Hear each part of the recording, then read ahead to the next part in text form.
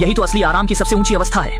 एक आदमी एक अमीर के घर की अलमारी में 20 साल से ज्यादा समय तक छिपा रहा। जब वह रोक नहीं पाता था तो उनका टॉयलेट इस्तेमाल करता था। जब भूख लगती थी तो मालिक के बाहर जाने पर चुपके से निकलकर उनका बचा हुआ खाना खा लेता था और इस्तेमाल किए बर्तनों को साफ भी कर देता था। और वह 20 साल तक किसी को नजर नहीं आया। इसका कारण यह था कि उस साल वह सूदखोरों से बचने के लिए हड़बड़ी में ट्रक में रखी पुरानी अलमारी में छुप गया था। लेकिन जब उसने फिर से अलमारी खोली तो पाया कि वह किसी अमीर के बेडरूम में था। इससे पहले कि वह बाहर निकलने का कोई रास्ता सोच पाता, उसने सीढ़ियों से कदमों की आवाज सुनी। अनावश्यक परेशानी से बचने के लिए उसे अस्थायी रूप से बिस्तर के नीचे छिपना पड़ा। जल्द ही घर के मालिक दंपति बेडरूम में आ गए और दोनों की आगे की बातचीत से निक को एक अच्छी खबर मिली कि बेडरूम में कुल 2 अलमारियां थीं। अब पति पत्नी के पास पुरानी अलमारी है, पीछे वाली अलमारी का अब इस्तेमाल नहीं होगा। यह सुनकर निक के दिमाग में एक साहसिक विचार आया। रात में जब दोनों सो गए, वह चुपके से बिस्तर के नीचे से निकला। सबसे पहले बाथरूम गया और 10 घंटे से ज्यादा रोके हुए को आराम से निकाल दिया। शुरू में उसने रात के अंधेरे में निकल जाने की सोची, लेकिन सोचा कि वह बचपन से अनाथ था, शादी नहीं की थी और ऊपर से उस पर ब्याज का कर्ज था। इसलिए इस घर में छिपकर कुछ समय बिताने का फैसला किया। ये सोचकर वह कमरे में वापस गया, सावधानी से बिस्तर के नीचे घुस गया और बिना किसी परेशानी के रात बिता दी। अगले दिन जब घर के मालिक काम पर चले गए, तब निक बिस्तर के नीचे से निकलने की हिम्मत जुटा पाया। शरीर और मन को आराम देने के बाद उसने अपनी एक के बाद एक शरारती हरकतें शुरू कर दी। बाहर वालों से खुद को छुपाने के लिए उसने खास तौर पर सारे पर्दे खींच दिए। फिर मालिक का शेविंग रेजर लेकर दाढ़ी बनाई और उनके बाथरूम में नहा भी लिया। प्यास लगने पर फ्रिज से उनका दूध निकाला, यहाँ तक कि बच्चों के बिस्कुट भी नहीं छोड़े। खाने पीने के बाद वह घर का काम करने लगा, विदेशी संस्करण की घोंघा लड़की की तरह। यहाँ तक कि मालिक से भी ज्यादा आनंद लेने लगा। सीडी लगाई और धमाकेदार गाना बजाया। अपने आप को और ज्यादा आसानी से घूमने फिरने लायक बनाने के लिए उसने खास तौर पर घर के मालिक का स्पोर्ट्स वियर पहन लिया। लेकिन आगे जो वह करने वाला था वह सभी की सोच को झकझोर देने वाला था। इस घर में अपना ठिकाना बनाने के लिए उसने पिछली अलमारी का दरवाजा उतार दिया, पुरानी अलमारी के अंदर एक रास्ता बना दिया और कपड़े वापस टांग दी। वह खुद इस गुप्त ठिकाने में छिप गया और वहीं से परजीवी जैसा जीवन बिताने लगा। निक को लगा कि उसका प्लान पूरी तरह से सही है, लेकिन उसे पता नहीं था कि उसने इस घर में पहले ही अमिट निशान छोड़ दिए थे। जैसा कि उम्मीद थी, जब महिला घर लौटी तो उसने देखा कि सुबह के गंदे बर्तन अब चमक रहे थे और चाय के बर्तन भी सलीके से सजे हुए थे। शुरू में उसे लगा कि यह उसकी बेटी छोटी मैंने किया होगा, लेकिन जब उसने पूरा घर छान मारा तो पता चला कि बेटी अभी स्कूल से नहीं लौटी थी। ये देखकर वह चकरा गई। इतना ही नहीं, जब भी वह कमरे में जाती उसे लगता कि कोई उसे देख रहा है। जब उसका पति काम से लौटा तो उसने यह अजीब घटना उसे बताई, लेकिन पति ने इसे गंभीरता से नहीं लिया, क्योंकि पत्नी को मानसिक बीमारी थी। उसे लगा कि पत्नी की तबीयत बिगड़ने से उसकी याददाश्त कमजोर हो गई है और वह किए गए घर के काम को पूरी तरह से भूल गई है। पति की बात सुनने के बाद महिला ने भी इस बात को लेकर और चिंता नहीं की। अगले दिन जब सभी बाहर चले गए, निक फिर से अलमारी से निकला, हमेशा की तरह सारे पर्दे खींचे, फिर फ्रिज से खाना निकाल कर खाया। पेट भर खाने पीने के बाद वह घर का काम करने लगा। आश्चर्य की बात यह थी कि उसने न सिर्फ मालिकन का बेडरूम साफ किया, बल्कि बच्चों का कमरा भी साफ किया, यहाँ तक कि टूटे फर्नीचर की मरम्मत भी की, मानो वह घर का मालिक हो। लेकिन वास्तव में वह सिर्फ यहाँ छिपकर रह रहा एक परजीवी था।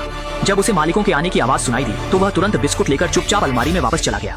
जल्द ही घर लौटी मालिकन को कुछ असामान्य स्थिति का पता चला। सुबह का अस्त व्यस्त रसोई घर अब एकदम नया लग रहा था, लेकिन उसने इस पर ज्यादा नहीं सोचा। बस यही समझा कि बीमार होने के कारण उसकी याददाश्त फिर से कमजोर हो गई है। उस रात निक को बहुत जोर से पेशाब लगी, इसलिए वह चुपके से अलमारी से बाहर निकला। जैसे ही वह दरवाजे तक पहुंचा, सामने से बाथरूम जा रही शियाओमई से उसकी मुलाकात हो गई। दोनों की आंखें मिली और निक डर के मारे तुरंत दीवार की तरफ पीछे हट गया। जब उसे लगा कि अब वह मरा, तब नींद में चलती और अंधविश्वासी शियाओमई ने उसे महज एक भ्रम समझा और सीधे बाथरूम की तरफ चली गई। जब निक राहत की सांस ले रहा था, अगले दिन महिला मालकिन का एक फोन कॉल उसे तनाव में डाल देता है। मालकिन ने अपनी माँ को बताया कि घर में कोई तीसरा व्यक्ति मौजूद है। ये सुनकर निक के रोंगटे खड़े हो गए और उसकी रीढ़ ठंडी पड़ गई। जब उसे लगा कि अब वह बच नहीं सकता, तभी मालकिन ने अचानक बात बदल दी। उसे लगा कि यह उसके बहुत साल पहले मृत दादाजी की आत्मा है जो उसके साथ रहने आई है। ये सुनकर निक को जिज्ञासा हुई। वह जानना चाहता था कि मालकिन के दादाजी कौन थे। तो जब पूरा परिवार बाहर गया, उसने चुपके से मालकिन की डायरी खोली, जिसमें लिखी बातें उसके दिल को छू गईं। वह पुरानी अलमारी दरअसल मालकिन को उसके दादाजी ने बचपन में दी थी। जब भी वह दुखी होती, बचपन में मालकिन इस अलमारी में छिप जाती थी, जिससे उसका दुखी मन शांत हो जाता था। और कहते हैं कि जब बात करो तब वह सामने आ जाती है। अगले दिन मालकिन ने अचानक अलमारी खोली और बचपन की तरह उसमें घुस गई। लेकिन उसने जो अगली बात कही, उससे निक डर के मारे लगभग पेशाब ही कर देता। यह बात सुनते ही निक की हालत आधी मौत जैसी हो गई। जब उसे लगा कि अब वह पकड़ा गया है, तभी मालकिन ने बात का रुख बदल दिया। उसने जॉर्ज नाम के एक आदमी का जिक्र किया और उसकी आगे की बातों से निक को पता चला कि जॉर्ज मालकिन का बचपन का दोस्त था। दोनों बचपन के साथी थे, अक्सर अलमारी में छिपकर खेलते थे, लेकिन आखिर में जॉर्ज एक दुर्घटना में मर गया। दरअसल महिला ने निक को जॉर्ज की आत्मा समझ लिया था। उसे लगता था कि घर का सारा काम वही कर रहा है, यहाँ तक कि उसे अपना मानसिक सहारा भी मान लिया। अगले दिन जब निक घर का काम कर रहा था, अचानक कोई घर आ गया। अलमारी में छिपने का समय न मिलने पर निक को दीवार के पीछे छिपना पड़ा। दरअसल शियाओमई स्कूल से भागकर अपने बॉयफ्रेंड के साथ घर आई थी। ये देखकर निक कांपने लगा, सांस भी नहीं ले पा रहा था। लेकिन जो आगे हुआ वह और भी चौंकाने वाला था। शियाओमई लड़के को सीधे अपने कमरे में ले गई। जल्द ही वहाँ से सांसों की आवाजें आने लगी। निक अच्छी तरह जानता था कि दोनों क्या कर रहे थे और इस पर वह बहुत गुस्सा था। हालांकि वह इसे रोकना चाहता था, लेकिन वह खुद एक चोरी छिपे रहने वाला परजीवी था। उसे मालिक के मामलों में दखल देने का क्या अधिकार था। यहाँ रहने के लिए निक को यह सब नजरअंदाज करना पड़ा, लेकिन रात में वह करवटें बदलता रहा और सो नहीं पाया। अब वह खुद को इस परिवार का अभिन्न अंग मानने लगा था, यहाँ तक कि शियाओ मेई को अपनी बेटी की तरह देखने लगा था। शियाओ मेई को गलत रास्ते पर जाने से रोकने के लिए निक ने गहन सोच विचार के बाद आखिरकार एक साहसिक विचार अपनाया। फिर शियाओ मेई के सोने के बाद चुपके से उसके कमरे में गया, बिना किसी को पता चले उसका फोन ले लिया और लड़के को घर पर मिलने का मैसेज भेज दिया। अगले दिन जब सब लोग घर से बाहर चले गए, निक चुपचाप अलमारी से बाहर निकल आया। जैसे ही उसने ताजी हवा के लिए दरवाजा खोला, पड़ोस के बुजुर्ग ने उसे नमस्ते किया। निक को मजबूरी में जवाब देना पड़ा और घबराकर वह तुरंत वापस अंदर चला गया। निक ने घर के अंदर कुछ देर इंतजार किया। आखिरकार शियाओ मेई का बॉयफ्रेंड आ गया। उसने खुद को शियाओ मेई का पिता बताकर लड़के को बैठने के लिए कहा और बातचीत शुरू की। फिर सीधे मुद्दे पर आते हुए उसने कहा कि उसे उन दोनों के बारे में पता चल गया है और लड़के को चेतावनी दी कि वह उसकी बेटी से दूर रहे, वरना उसे इसका खामियाजा भुगतना पड़ेगा। लेकिन लड़का भी ऐसा था जिसे प्यार से कुछ कहो तो मानता नहीं और धमकी से डरता नहीं। उसने निक की चेतावनी को बिल्कुल नजरअंदाज किया और उल्टा निक का मजाक उड़ाया कि वह आखिर है क्या चीज। गुस्से में निक ने सीधे लड़के की गर्दन पकड़ ली और उसे चेतावनी दी कि अगर वह फिर से शियाओ मेई को परेशान करेगा या उससे पैसे मांगेगा तो वह तुरंत उसके पिता को बता देगा। इस स्थिति का सामना करते हुए लड़का झुक गया और वादा किया कि वह फिर कभी शियाओ मेई को परेशान नहीं करेगा। यह कहना जरूरी है कि इस समय निक घर के मालिक से भी ज्यादा मालिक जैसा लग रहा था। शाम को काम से लौटने के बाद महिला मालकिन फिर से अलमारी के पास आकर अपने आप से बातें करने लगी, अपने दिल की बातें बताने लगी। उसके लिए यह अलमारी एक साधारण अलमारी नहीं थी, बल्कि उसकी एकांत क्षणों में एक भावनात्मक शरण स्थली थी, जैसे कोई प्रेमी उसका दुख सुन रहा हो। इसके बाद वह अपने जूते उतारकर पूरी तरह से आराम से बिस्तर पर लेट गई, खुद को सहलाने के सुकून में डूब गई। अलमारी में निक भी बेकार नहीं बैठा था। महिला की आवाज की लय के अनुसार वह अपना सुनहरा दाहिना हाथ चला रहा था। दो अलग अलग दुनिया के लोग इस पल में एक दूसरे को सांत्वना देने का तरीका खोज पाए।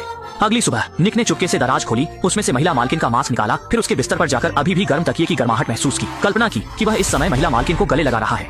अब वह यह भी नहीं जानता था कि क्या वह महिला मालकिन से प्यार कर बैठा है। लेकिन किस्मत का खेल, निक के कुछ दिन पहले की एक काम ने इस परिवार को लगभग बिखेर दिया। शियाओ मेई ने अपने पिता को उसके और उसके बॉयफ्रेंड को अलग करने के लिए दोषी ठहराया, लेकिन घर के मालिक को यह सब कुछ समझ नहीं आया। लेकिन शियाओ मेई का मानना था कि उसके पिता नाटक कर रहे हैं और इस बात को लेकर दोनों में बड़ी बहस हुई। गुस्से में शियाओ मेई घर में नहीं रहना चाहती थी और महिला मालकिन को अपनी बेटी के साथ कुछ दिनों के लिए मायके जाना पड़ा। निक इस बारे में बहुत शर्मिंदा था। उसे लगा कि उसे अपनी निजी इच्छाओं के लिए शियाओ मेई और लड़के के रिश्ते में दखल नहीं देना चाहिए था। परेशान मन से उसने दरवाजा खोला। कौन है? पड़ोसी था। बूढ़े आदमी ने फिर से उसका अभिवादन किया। उसे फिर से जवाब देना पड़ा। अपनी पहचान के खुलने के डर से वह मजबूरी में वापस घर के अंदर चला गया। दुखी होकर उसने लड़के को माफी मांगने के लिए फोन करने की कोशिश की, लेकिन लड़के ने पहले ही उसे ब्लॉक कर दिया था। इससे गुस्से में आकर उसने अपना फोन तोड़ दिया। लेकिन तभी बाहर से एक पुरुष और महिला की हंसी की आवाजें आईं, लेकिन आवाज महिला मालकिन की नहीं थी। इसलिए उसने धीरे से दरवाजे की दरार से झांका और जो दृश्य देखा उससे वह पूरी तरह हैरान रह गया। उसने देखा कि घर का मालिक किसी दूसरी औरत के साथ बिस्तर पर रंगरलियां मना रहा था। बाहर की घृणित आवाजें सुनकर निक को महिला मालकिन के लिए बहुत बुरा लगा। रात को वह चुपके से अलमारी से बाहर निकला। बिस्तर पर अस्त व्यस्त पड़े दोनों को देखकर उसने महिला मालकिन के लिए इस बेईमान पति को सजा देने का फैसला किया। जब दोनों उठकर चले गए तो निक फिर से अलमारी से बाहर निकला, कंप्यूटर खोला और बिना निशान छोड़े मारने के तरीके खोजने लगा और उसे सफलता मिल गई। तरीका बहुत आसान था। उसने फ्रिज से 2 मिनरल वाटर की बोतलें निकाली, फिर चाकू से उन्हें आधा काट दिया, फिर बोतलों में कुछ मांस के टुकड़े डाले और बोतल का ऊपरी हिस्सा उल्टा करके रख दिया। दरअसल उसने तैतैया को फंसाने का जाल बिछाया था। कुछ ही देर में बड़ी संख्या में तैतैया बोतलों में आकर्षित हुए। फिर निक ने धुएं से उन्हें बेहोश कर दिया और सभी को कूड़ेदान में डाल दिया। जब घर का मालिक काम से लौटा और कूड़ेदान खोला तो जागे हुए तैतैया तुरंत उस पर हमला कर दिए। तैतैया के झुंड के शक्तिशाली हमले में घर का मालिक जल्द ही मरणासन्न हो गया, जबकि निक बगल में बैठा ठंडे भाव से देखता रहा जब तक कि घर का मालिक पूरी तरह से मर नहीं गया।